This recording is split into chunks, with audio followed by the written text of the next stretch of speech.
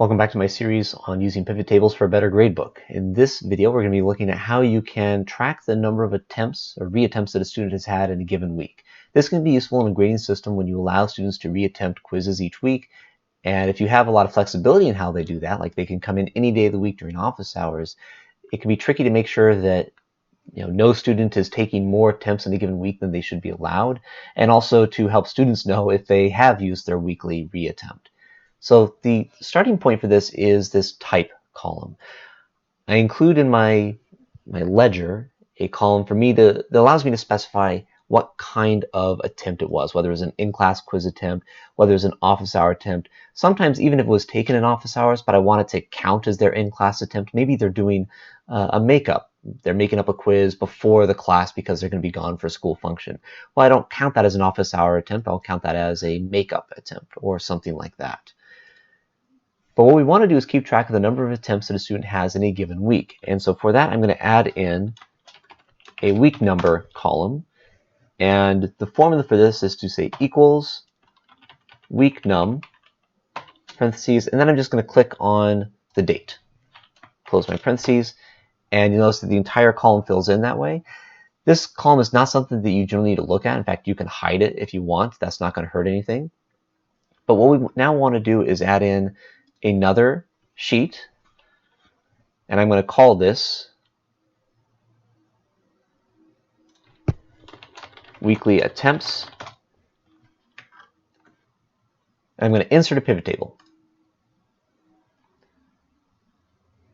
And we're using this workbook's data model, which is good. If it's asking you to select something up here, it probably means that your roster and your ledger aren't yet linked.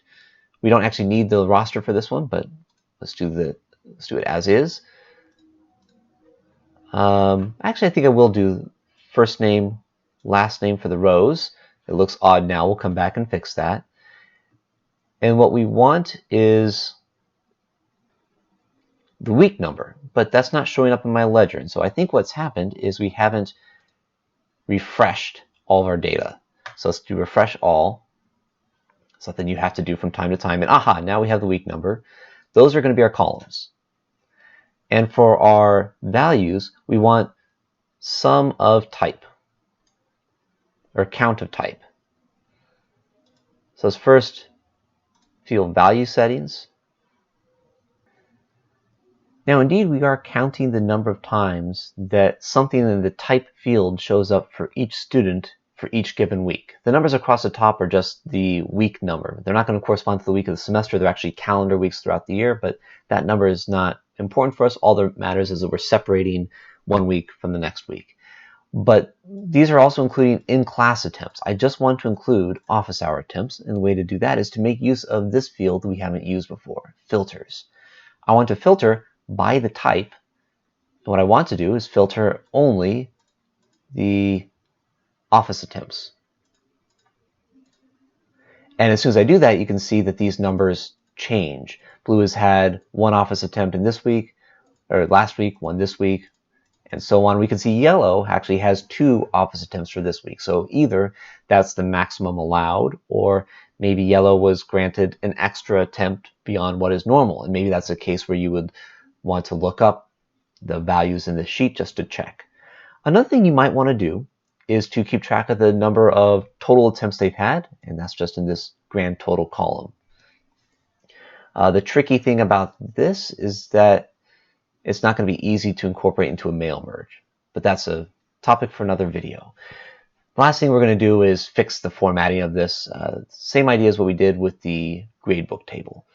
I want to design my pivot table to have a layout of tabular, and I want to right-click anywhere in the pivot table, go to pivot table options, and under the display tab, uncheck the show expand and collapse buttons. Now you have a quick way of looking up exactly how many attempts each student in your class has had in a given week. Thanks for watching.